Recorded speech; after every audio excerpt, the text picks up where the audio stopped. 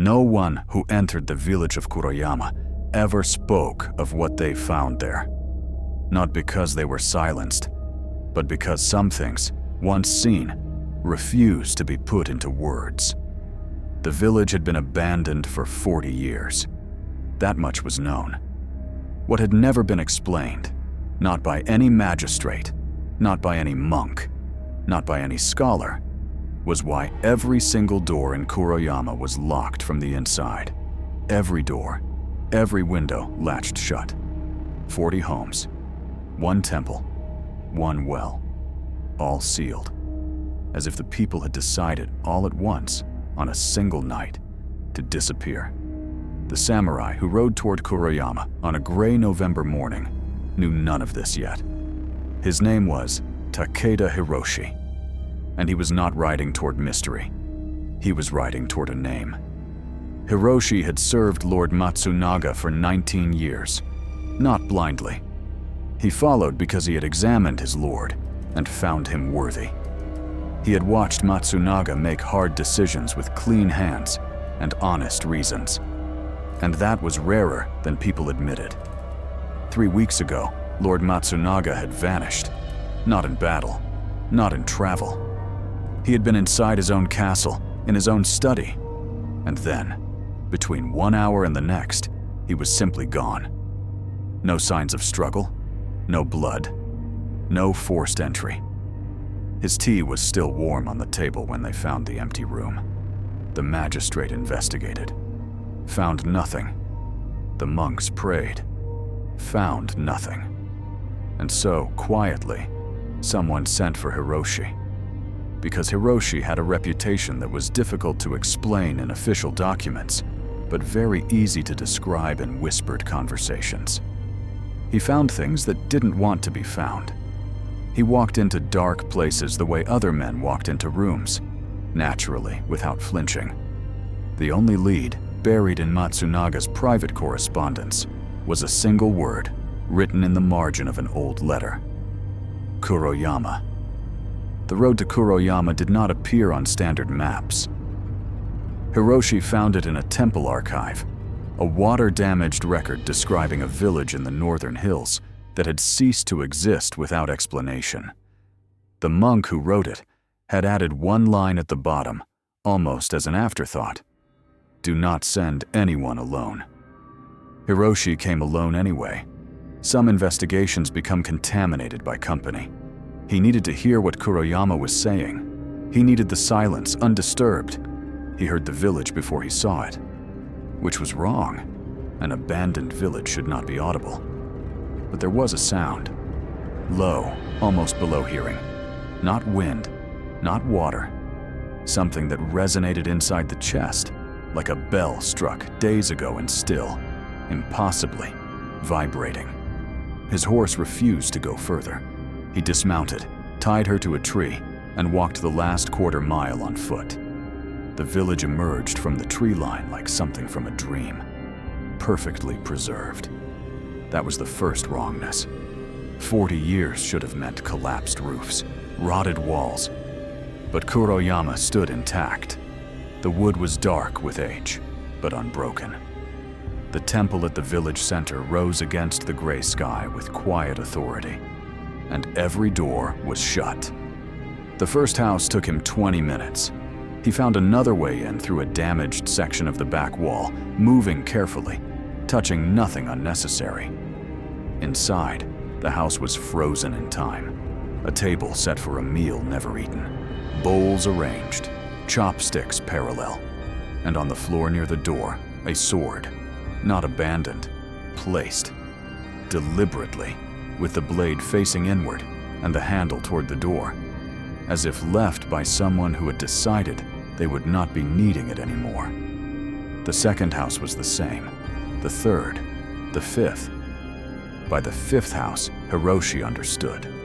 This was pattern. Pattern meant intention. Every family in Kuroyama had, on the same night, placed their sword by the door and locked themselves inside. The question was not whether this had been coordinated. The question was by whom and why. He saved the temple for last. The temple doors were not locked. They stood slightly open, as if waiting. The resonant sound was stronger here, pressing against the chest from the inside. He pushed the doors open and stepped into the darkness. The temple was not empty. At the altar, seated in perfect formal posture, was the skeleton of a man in full samurai armor. Not collapsed. Seated. Upright. Composed. As if he had sat down 40 years ago and simply never moved again. The armor bore a crest that Hiroshi recognized with a coldness that moved through him like ice water. The crest of the Matsunaga clan. In the skeleton's hands was a scroll, sealed, undamaged, waiting. Hiroshi crossed the floor. Each footstep sounded enormous in the silence. He broke the seal, unrolled the scroll, and began to read. The handwriting was precise and unhurried, the letter of a man with nothing left to rush toward. If you have found this, the time has come. The secret that Kuroyama died to protect has found its moment. We did not flee. We did not despair. We chose. Every family chose together to become the lock on a door that must not open until the right hands arrive. Beneath the temple floor lies what 3 lords went to war over and never found. We could not move it. We could not destroy it. We could only disappear around it and hope the world would forget we existed. Dig at the base of the altar.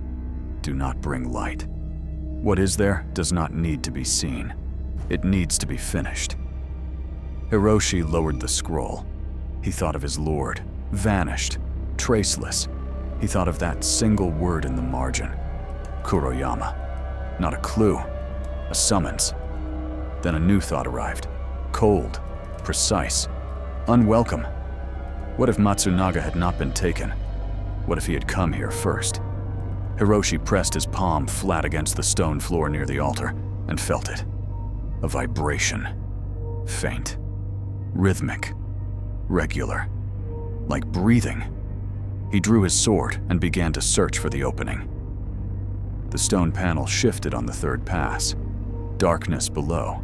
Not simply the absence of light, but the presence of something else.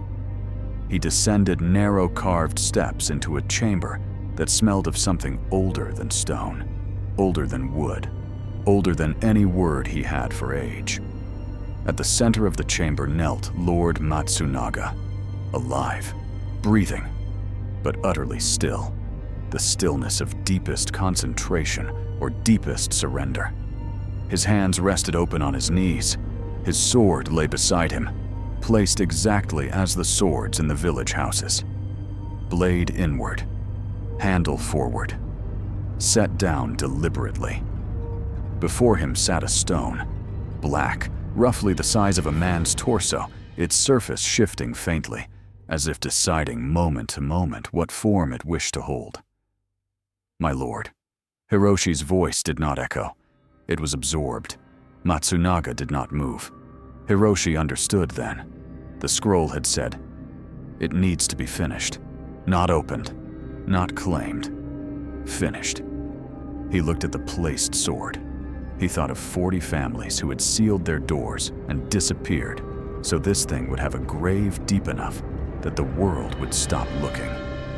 He walked forward without hesitation. Hesitation was not caution. It was the mind trying to negotiate with something that did not negotiate. He placed his hand on the stone. The vibration stopped instantly. Silence fell so completely, it felt like a physical force. Then, slowly, the stone grew warm beneath his palm. Warmer. And then it began, quietly and without drama, to dissolve. Not crumbling, not breaking. Coming apart the way a question dissolves when it finally receives its answer. Matsunaga gasped and collapsed forward. Hiroshi caught him, held him, kept his other palm on the stone until the last of it was gone. Until there was nothing beneath his hand but cold floor. His lord looked up. His eyes were clear. Present. How long? Matsunaga asked. His voice was rough, unused. 3 weeks, my lord. It felt like one night. They climbed the steps together. Back into the temple. Back into the gray November light waiting outside with the patience of something that had never been in a hurry. Kuroyama stood around them, silent and intact, its doors still locked, its tables still set, its swords still placed. But the sound was gone. The vibration, the weight in the air, all of it absent, as if the village had been holding one long breath for 40 years and had finally, on this gray morning, let it go. At the edge of the village, Matsunaga stopped and looked back. They all stayed, he said quietly. Every family. They sealed themselves inside and stayed. Yes, they didn't have to. Hiroshi considered this. No, they chose to. That's different. They rode south as the first snow of winter began to fall. Light, unhurried, covering the road behind them until it looked as though no one had passed this way at all. The village stood, preserved, intact, holding nothing now but its own dignity, which in the end was more than enough.